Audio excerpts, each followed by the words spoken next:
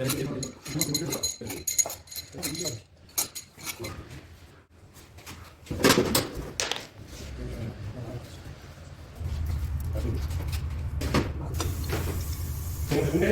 sabah erken. Çankırı bastım onu. Ne yaptın mı? Acemi değil o ya.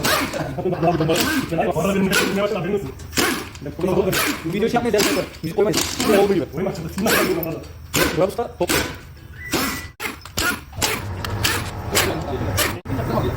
Anladım. Bak şartı et. Abi bizim bekliyoruz.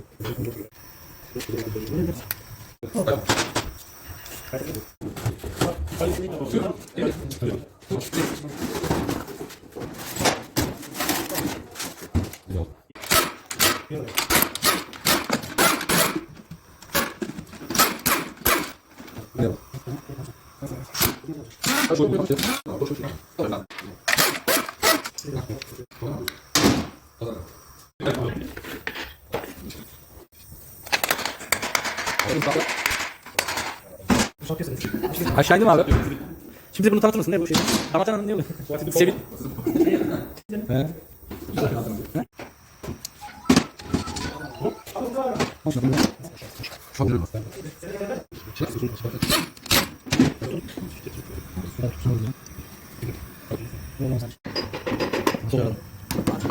Söylüyor abi. Tamam gel.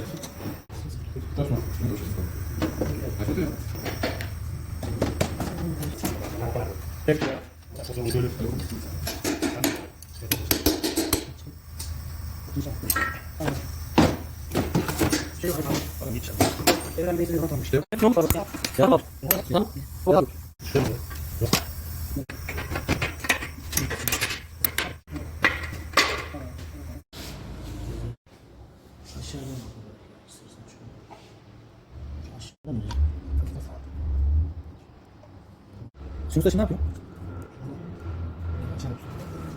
Sayın ustam şu anda ne durumdayız?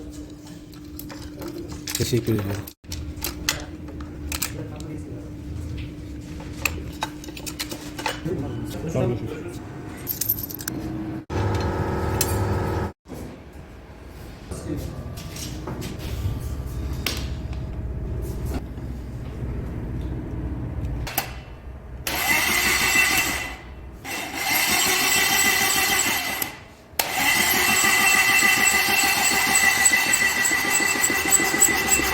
Geldi.